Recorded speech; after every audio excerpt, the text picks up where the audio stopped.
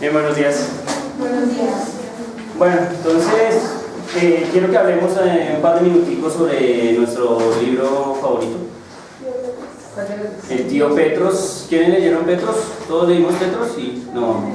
¿A pocos leímos Petros? Porque ya habíamos leído Petros y nosotros que leyeron. Muy interesante. Muy bien. Es un librazo, ¿no? Sí. Puro cuento de física. La física es cálculo. Olvídate que lindo Newton hizo el cálculo así, a punta de. Hizo física a punta de cálculo. Hizo cálculo a punta de física. Así se hace la cosa. ¿Sí estamos? Bueno, pero hablemos de Petros Papacristos. Mis amigas, las escucho. ¿Qué tal? Petros. ¿Cómo lo vieron? Muy bueno. ¿Por qué abusivo? Porque dirección matemáticas y no sabía cuál era el No, nombre. pero abusivo no tanto, eso fue como por el hermano, porque obviamente le iba a afectar que el sobrino también se metiera como en esa locura en la que él iba, ¿no? Y pues siempre me había criticado por lo mismo. Y en mi parecer me parece una persona bastante egoísta. ¿Por qué? Por el simple hecho que si él hubiera compartido al menos los avances que está haciendo la conjetura, quizás hoy en día estaría contando otra historia, ¿no? Quizás si hubieran podido resolver esa conjetura. Pero entonces él por la misión de ser el único, la persona que de verdad iba a descifrar eso, pues no compartió. Entonces fue un poco egoísta por esa parte de no compartir como tal los avances que iba realizando. Pero el resto pues, era cosa de hombre. Me parece que la gran incógnita que también trataba el libro era porque los matemáticos que son genios se mueren tan pronto o ellos mismos como que colapsan en un momento y tienden a suicidarse. O sea, si a veces para uno es muy difícil uno en ejercicio básico, ellos que tienen una capacidad tan grande, un coeficiente más alto, ¿por qué hacen eso? O sea, ¿los lleva de verdad los números a la locura uno? Me gusta tu inquietud. No, sí, es muy interesante porque. No, es muy interesante porque. Los matemáticos, bueno, porque ser matemático y ser físico no es exactamente lo mismo, por ejemplo, eso es una diferencia muy grande también. Pero los matemáticos puros, mentes brillantes, grandes genios, eso es una cosa que es indescriptible. No sé si notaron, por ejemplo, la historia de Kurt Gödel o Gödel. ¿Sí? ¿Sí? Pues se dice que, ¿no? Por lo que tienen los dos punticos, como es en alemán, eso es un lado, entonces se lee como una E. Pero, bueno, Gödel. El hombre es un genio, ese tipo es un genio. Ustedes buscaron a Gödel en internet, ¿no? ¿Miraron? Busquen la foto y van a notar una profunda locura en esa persona. O sea, es un genio impresionante, pero se le ve en la cara algo raro, ¿sí? Pues es una psicología diferente, ¿no? Definitivamente el cerebro de esas personas es muy diferente al cerebro tradicional. Y yo creo que el semestre pasado les comentaba yo casos, por ejemplo, que tengo cercanos, caso de un amigo que es genio, declarado médicamente, y que tiene comportamientos que, si bien yo no soy un genio obviamente, pero sí comparto con él muchas aficiones, muchas cosas, digamos, en común, ¿sí? Que nos gustan los videojuegos, que el tipo tiene 1 millón de consolas, y yo voy allá y jugamos, que tiene 1 millón de música clásica en una pared y escuchamos hasta el hastío, cosas de esas, ¿sí? El hombre, por ejemplo, yo, pues obviamente sí, me gustan las mujeres, la vaina del man, pues yo no le he visto deseos por ninguna mujer hasta donde yo veo, ni por hombre conocido. Es decir, el hombre es como sexualmente neutro, ¿me entienden? Para él eso no es relevante, de ninguna forma, y vive feliz, vive muy feliz, ¿sí? Claro, obviamente ha tenido episodios depresivos fuertes. El hombre ha tenido, me acuerdo que tuvo un episodio de, ¿cómo se llama? Estuvo en el hospital porque le dio un ataque de histeria, le dio al hombre, un ataque de histeria.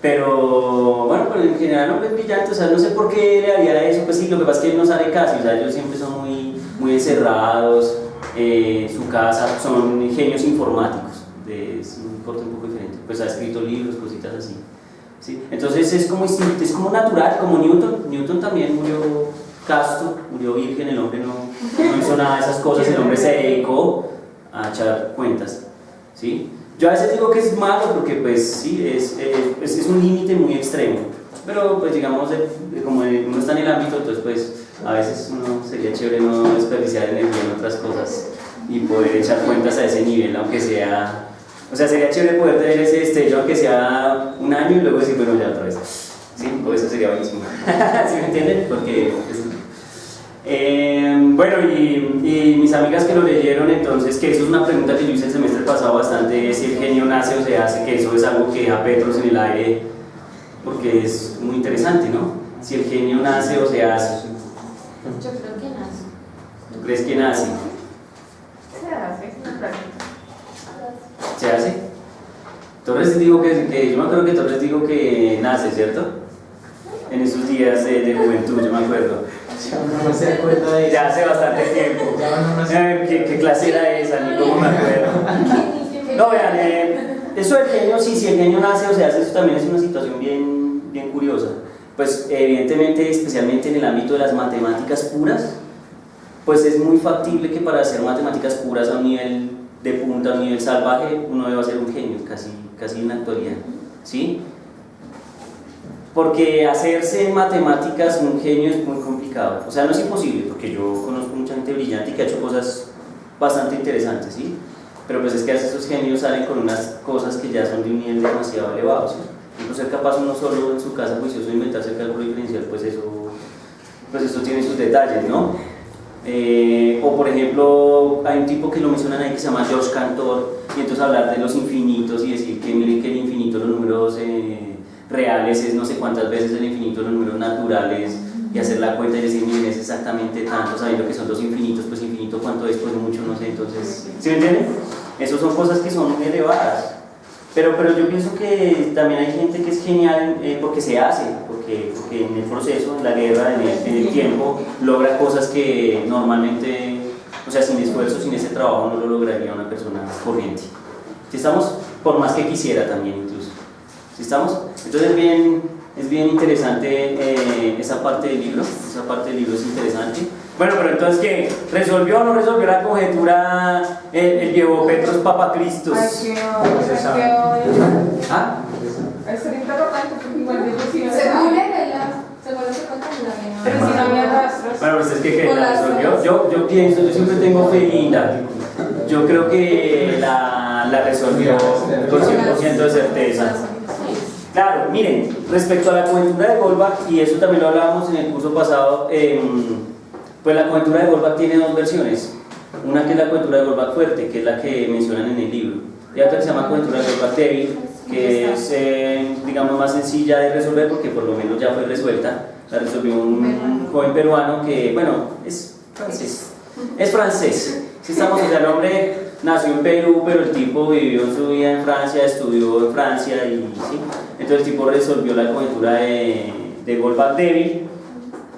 Yo miré el documento, el artículo del hombre, pero no entendí. Sí, pero no entendí.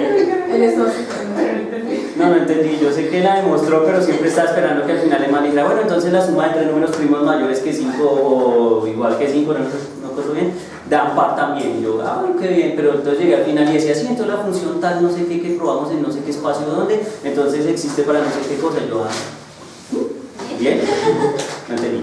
No entendí. Sí, son 170 paginitas de disertación, pues uno podría mirarlas. ¿Sí estamos? Entonces eso es muy interesante, y además porque miren, ustedes cuando estudian cálculo, aunque ustedes no vayan a ser los grandes matemáticos ni nada de eso, siempre es importante mirar, o sea, darle una ojeada al cálculo contemporáneo, o sea, lo que se habla de cálculo ahorita. Eso es un problema actual en la coventura de Goldbach, aunque es muy viejo, un problema de alrededor de unos 200 años más o menos. 200 años lleva la coventura de Goldbach, desde que Goldbach le dijo a Euler, mi hermano, tengo un problema y no he podido resolver, y Euler le dijo, venga a ver, y Euler después dijo, yo tampoco. Y entonces todo el mundo se asustó y dijo, uy, Dios mío, Euler no pudo, esto se puso pesado. Y luego Gauss dijo, yo rayo, y rayo no, y Gauss no pudo, entonces todo el mundo dijo, uy, esto se puso serio, ¿cierto? Porque obviamente esa gente es de un nivel muy elevado. Gauss es el príncipe de las matemáticas, ¿no? No es al azar. Bueno, me alegra que les haya gustado. Y si les gustó, les recomiendo que vean el siguiente video para que complementen eso. Hay un video que se llama La música de los números primos. Se llama La música de los números primos.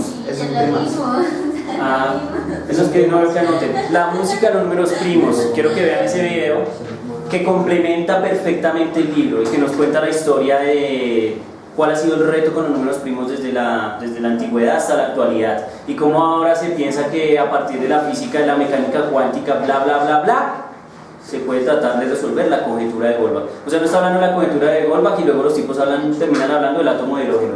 No sé, cosas así raras como para que ustedes le echen la revisadita. ¿Listo? Bueno, muy bien.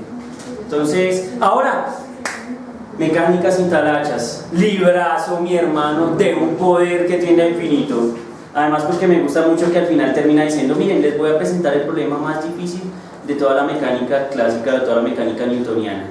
Resuelvan el problema del trompo. Díganme cuáles son las ecuaciones de movimiento de un trompo. ¿Saben qué? Hay que sufrir. Eso tiene que ver con ángulos de Euler y cosas así. Eso es una cosa bien interesante, bien densa, ¿sí? Porque tiene muchos, se llaman muchos grados de libertad. El movimiento, ustedes saben que puede estarse desplazando en el suelo, está girando y además está bamboleándose todo el tiempo. Las ecuaciones de eso no son para nada triviales. Y con toda seguridad, todas son en cálculo diferencial. Eso sí, son ecuaciones diferenciales, porque es un problema bien complejo. A ver, Torres, ¿cómo lo veo? Interesante, porque pues prácticamente un video que también vi para complementar fue que el mismo autor, o sea, lo hizo para que los estudiantes lo vieran de una forma muy diferente a lo que se ve normalmente, y más aparte que la física hace, o sea, todo lo que nos rodea está basado en la física. Entonces me pareció súper interesante. Y lo del trompo, bendito trompo. Juguemos trompo, es más fácil que no preocuparse por esas tonterías. Que se preocupen ellos, que son los que les gusta crearse la vida. Es que, ay, ¿a quién le importan las ecuaciones del trompo, no? Bueno, pero las ecuaciones, por ejemplo, las ecuaciones que explican el comportamiento de un trompo son las mismas ecuaciones que fácilmente, o bueno, digamos, explican el comportamiento de los planetas. Sí. Entonces uno dice, bueno, sí, porque pues tiene que ver con el momentum angular, tiene que ver con el momentum lineal, tiene que ver con posiciones, rotaciones, bueno, en fin, entonces es un juego muy parecido. Con lo que quieras. A ver, Pastor, inspiración máxima, cuéntame todo. Piscis. Pues bueno, me gusta el libro también por la parte que mencionaba del método científico. Pues hablaba de lo que había que, para realizar una buena investigación, tenía que uno que es buen observador. Entonces, parte de lo que nos rodea pues, es la física, que están casi todos los comportamientos de la naturaleza. También me gustó cuando empezaba a relacionarlo de que Newton no era un buen estudiante. Al principio no era un buen estudiante, sino que ya después de un tiempo pues empezó a enfocarse en lo que realmente ¿Le gustaba? Exactamente. Entonces, pues, uno remonta a que muchas veces estábamos, por ejemplo, en la universidad y uno dice, no, tal persona no es buen estudiante, o como que hace prejuicios así. Y lo que pasa es que no están en el campo que realmente se puede desarrollar como capacidades. Sí, es posible, sí. Bien interesante lo que dices del método científico. No sé si él lo menciona, yo lo leí, no sé si fue en ese libro, de pronto sí. El mejor observador de la historia se llama Michael Faraday. Y no hay una persona que haya visto lo que Faraday es capaz de hacer. O sea, Faraday no sabe matemáticas. O sea, Faraday, cálculo diferencial, olvídate, y esas tonterías tampoco. Pero el man cambió la historia de la física. ¿Me entienden? Porque el man sabe hacer lo que nos dijo Pastor, que dice este señor en el libro, el señor Fermín Viniegra Eberlin. ¿Sí? Eso dice el tipo. Observar en física es vital, y Faraday solo hacía experimentos. El man hacía experimentos, y el hombre anotaba cada detalle de su experimento. De hecho, un consejo de Faraday para la gente del futuro es el siguiente: mi hermano, lleva siempre en tu bolsillo una agenda o algo y un lapicito. Y vas en el bus y vas mirando tonterías y dices, uy, marica, una idea. Interesante. Luego tal, no sé qué, vio algo, le pareció una idea, muy interesante. Es la recomendación de Michael Faraday. Entonces el tipo anotaba absolutamente todo y por ejemplo él fue el que creó el concepto, o sea, en su mente visualizó el concepto de lo que uno llamaría campo eléctrico, campo magnético, ¿sí? Y gracias a los avances que hizo Faraday sin bolear cuentas, solo experimentos, fue que Maxwell creó las ecuaciones o desarrolló las ecuaciones que explican completamente todo el electromagnetismo. ¿Sí? Se llaman las leyes de Maxwell, y entre las leyes de Maxwell hay una ley que se llama la ley de inducción de Faraday, y la ley de inducción de Faraday es la que nos permite hacer el videíto, nos permite prender la luz y nos permite tener luz en toda la ciudad. ¿Ven? Pero no necesitó muchas cuentas el hombre, solo que mente. Una mente inquisitiva llamaría yo, esas mentes que ven cosas que los otros soñarían ver en cualquier evento. Uno ve un evento y la gente, un evento. Hay otros que un evento, oh, maldita sea un evento, y empiezan a indagarse por cosas que de pronto a nadie le importan. ¿Sí? Es bien interesante. Muy bien, Wendy, dímelo todo. Pues a mí me gustó como la parte de la historia del libro, o sea, la forma en la que la relata, porque pues se basa en una forma distinta para entender mejor la mecánica, la ciencia. Eso me gustó pues al inicio cuando empiezan a decir que todo lo tenían desde la antigüedad, desde sí, los inicios, desde las guerras, que pues desde lo que tenía era más importante para ellos era la agricultura y la guerra, y de hecho por la guerra fue que fueron desarrollando y dándose cuenta de cada vez la necesidad de hacer más fácil cosas, inventaban y generaban y utilizaban cosas que ahorita se usan pero no sabían técnicas como tales o nombres a esas cosas que usan, y el desarrollo que tuvieron. Sí, eso es importante. Sí, eso es importante. De hecho, yo no sé si ustedes se dan cuenta, pero el protagonista de ese libro es el protagonista de nuestra primera clase. Ese man le volean ahí, veteado. Arquímedes para arriba, Arquímedes para la derecha, para la izquierda, Arquímedes, Arquímedes y Arquímedes. Como un gestor del conocimiento, de la ciencia, de la matemática, del cálculo y de la física. Porque si ustedes se dan cuenta, el hombre aporta en física, en ingeniería, es brillante. Ese es de los genios que yo creo que estamos hablando, de los genios, de los Arquímedes, yo creo que está con toda seguridad en esa faceta de genios de nivel demasiado elevado. ¿Sí estamos? Y sí, obviamente ahí le muestran a uno que la guerra y todas esas cuestiones ayudan mucho a esos procesos. ¿Sí estamos? Entonces, mi hermano, No, pues digamos para complementar un poco lo que ya pues han dicho todos, en realidad relevante. Me llamó mucho la atención como la parte introductoria, ¿no? Porque digamos que nos cuentan así como un pequeño relato de todo lo que fue al principio hasta donde se ha llegado. Me parece relevante. Ok, listo. Mi hermano, ¿qué libro leíste vos? ¿No leíste el libro? Hermano, sabía que había libro, ¿cómo así? Bueno, muy bien. Juanito, dímelo todo. Pues, digamos que a mí me pareció bastante interesante lo que dice el autor frente a la física, la mecánica y a la matemática, ¿no? Porque uno pensaría que esas tres materias como que uno las aprende durante el transcurso de la vida, pero es mentira, uno nace con eso y simplemente lo pule, ¿sí? Digamos desde que el Australopithecus estaba como con su piedrita y esa vaina, y la afilaba, entonces el man decía que eso ya era física, porque él estaba buscando la manera de matar animales más rápido, usando velocidad y aceleración. Entonces que eso ya era física, que eso ya venía en el cerebro de uno, que uno lo pulía con el transcurrir del tiempo. Luego, cuando vino lo de Arquímedes, La misma pregunta de la primera clase de mi hermano. Sigamos.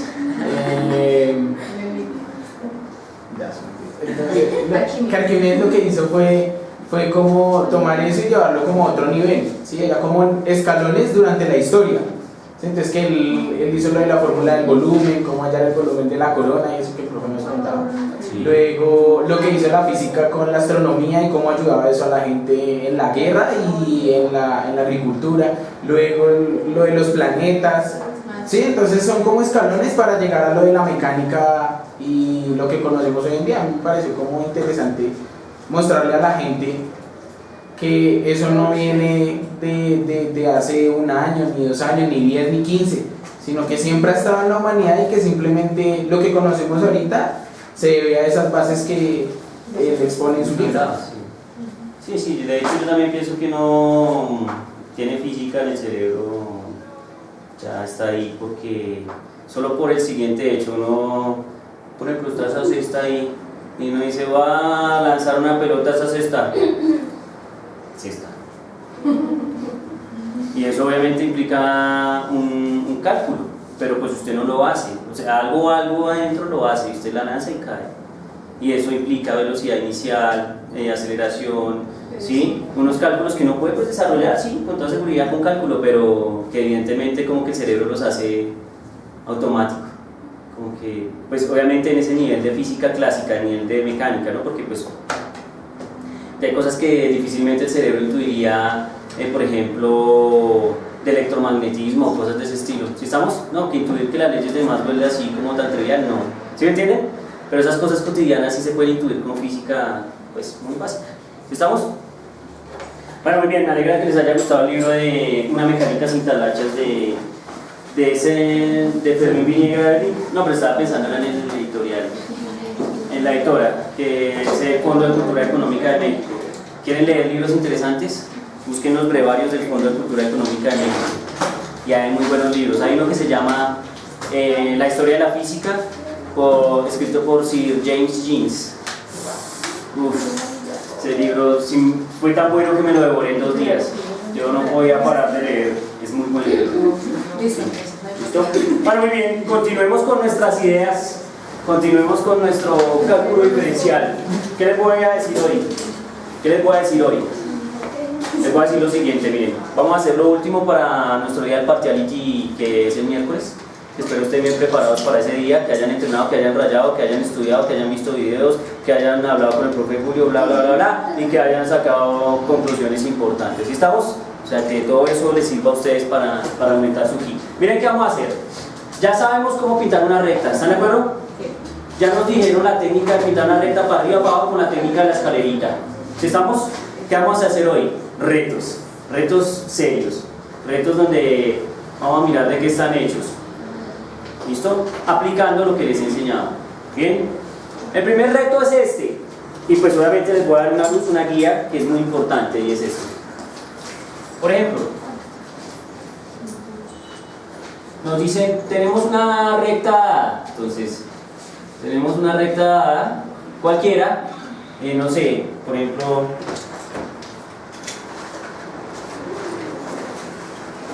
esta recta.